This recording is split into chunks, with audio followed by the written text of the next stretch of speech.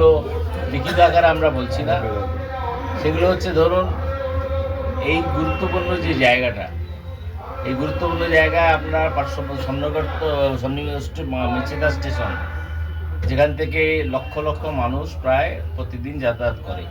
ভারত সরকার, ভারতের মাননীয় প্রধানমন্ত্রীর তার যে ড্রিম প্রজেক্ট, বিকশিত ভারতের অন্যতম অঙ্গ হিসেবে মেচেদা স্টেশনকে নতুন রূপ দেওয়ার কাজ চলছে। সেখানেও কোনো না কোনোভাবে এরা যুক্ত হয়ে তোলামুলিরা ওরা ওখানে কাজে ব্যাঘাত ঘটানোর চেষ্টা করছে। আমরা মনে করি এই এলাকার বর্তমান যিনি বিধায়ক আছেন, সেই বিধায়ক সম্পূর্ণরূপে ব্যর্থ হয়েছেন।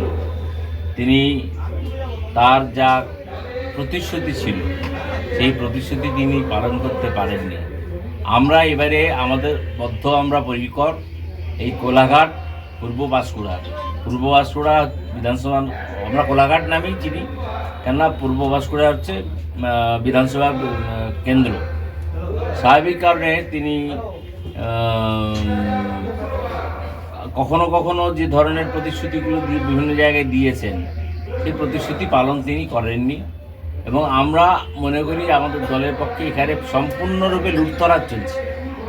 এবং এখানে যে সিমেন্টের খাদান থেকে যে ফ্লাই অ্যাশ যেটা পাওয়া, সেই ফ্লাই অ্যাশের ব্যাপারেও আমরা সম্পূর্ণভাবে সন্দিহান আছি। এই কারণে এর মধ্যে তৃণমূল সম্পূর্ণভাবে ওটাকে একটা দলীয় একটা পরিকাঠামোর মধ্যে নিয়ে এসে একটা সিন্ডিকেট রাজ চালাচ্ছে।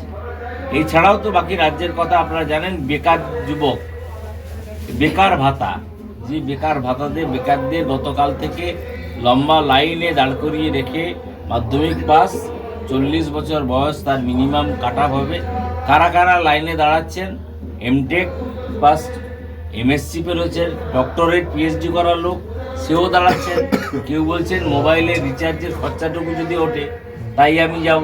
এটা আমার কথা নয়, সংবাদ মাধ্যম দেখিয়েছে।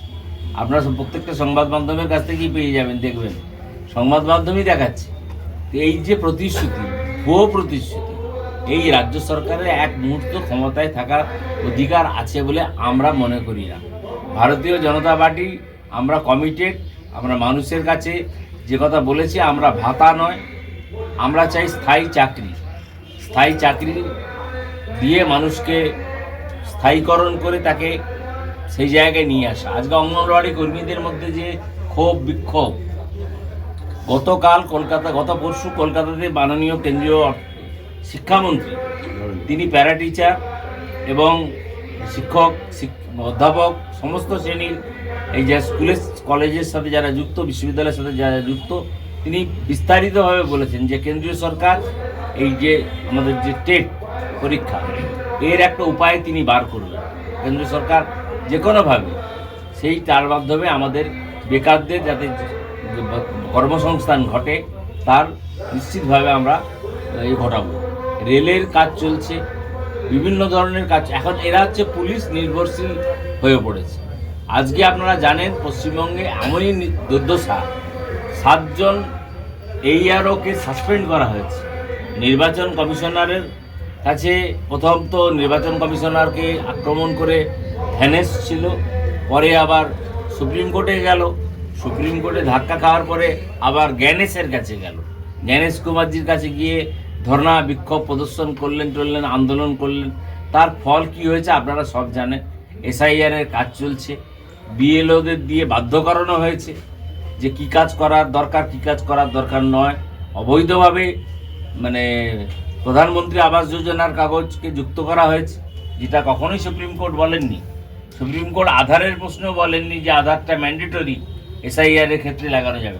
সুপ্রিম কোর্ট বলছে আধার অথরিটি, আধারটা হচ্ছে নাগরিকত্বের পরিচয় নয়, কেবল একটা আইডেন্টি প্রুফ, সেটা ব্যবহার করা যায়। কিন্তু কখনো সেটা ভোটাধিকারের ক্ষেত্রে সেটা প্রয়োগ হবে, সুপ্রিম কোর্ট কিন্তু মহামহিম সুপ্রিম কোর্ট বলেননি। এবং আমরা আশা করছি যে আগামী নির্বাচন আমাদের কাছে, ভারতীয় জনতা পার্টির কাছে এই নির্বাচন হবে আমাদের একটা চ্যালেঞ্জের নির্বাচন, যে চ্যালেঞ্জের মাধ্যমে আমরা রাজ্যে সরকার গঠন করব। আমরা দৃঢ় প্রতিজ্ঞ। এবং আমাদের সরকার আসার পরে আমরা প্রথম বলে আমাদের সংকল্পপত্র জারি হবে। আমাদের সংকল্পপত্র ইতিমধ্যেই তার প্রস্তুতির কাজ চলছে। রাজ্যে আমরা কি করব, মেজর অ্যাক্টিভিটিস আমাদের কি থাকবে, দল কি করবে, সেটা আমরা এলাকা ভিত্তিক এখন বলে যাচ্ছি, কিন্তু পরবর্তীকালে রাজ্যের ক্ষেত্রে আমরা কি করব সেটা নিশ্চিত আমাদের রাজ্যে সংকল্প কমিটি আছে, তা আনুষ্ঠানিক তার এই প্রকাশ ঘটানো হবে অতি সম্প্রতি, সেটা হবে। আমি মনে করি আপনারা আজকে আমাদের যে মূল্যবান সময় দিলেন, আপনাদের কাছে আমরা কৃতজ্ঞ। আপনাদের মাধ্যমে সাধারণ মানুষ এই এলাকার সম্পর্কে আরও বেশি করে জানুক। আমরা নিশ্চিত যে আপনাদেরও সহযোগিতা, বাস্তবটা আপনারা তুলে ধরবেন। আমরা বলছি না যে আপনারা যে তৃণমূলের কোনো অপরাধ দেখলে তুলবেন বা বিজেপির কোনো অপরাধ দেখলে তুলবেন, তা নয়। আপনারা বাস্তবটা তুলে ধরুন। সংবাদপত্র নিরপেক্ষ নির্ভীক হয়ে কাজ করুক, এটাই আপনাদের কাছে আমাদের আবেদন রইল ভারতীয় জনতা পার্টির পক্ষে। এবং জানেন, শ্যামাপ্রসাদ মুখোপাধ্যায় তিনি না থাকলে আজকে পশ্চিমবঙ্গ সৃষ্টি হতো না। সেই শ্যামাপ্রসাদ মুখোপাধ্যায়ের স্বপ্ন আমাদের প্রধানমন্ত্রী বলেছেন যে 21টি রাজ্যে ক্ষমতায় থাকলেও আমরা বাংলায় যতক্ষণ না সরকারে আসতে পারছি, আমরা সম্পূর্ণতা লাভ করতে পারবো না। আমাদের বাংলায় ক্ষমতায় আসাটাই হচ্ছে মূল উদ্দেশ্য, মূল মানে এই হবে। তাই আজকের দিনে আর বেশি কথা না বাড়িয়ে আপনাদের প্রত্যেককে আমরা আমাদের দলের পক্ষ থেকে অভিনন্দন এবং শুভেচ্ছা জানাচ্ছি। আপনাদের আগামী দিন নিশ্চিতভাবে ভালো হোক এই কামনা করছি। দাদা, একটা প্রশ্ন, নন্দকুমার থানার পুলিশ বিভিন্ন মন্দিরকে নোটিশ জারি করেছে সিসি ক্যামেরা, এগুলো কি বলবেন? এটা তো চার্জশিট প্লেস করছি, আচ্ছা, সেটা তারপরে ঠিক আছে।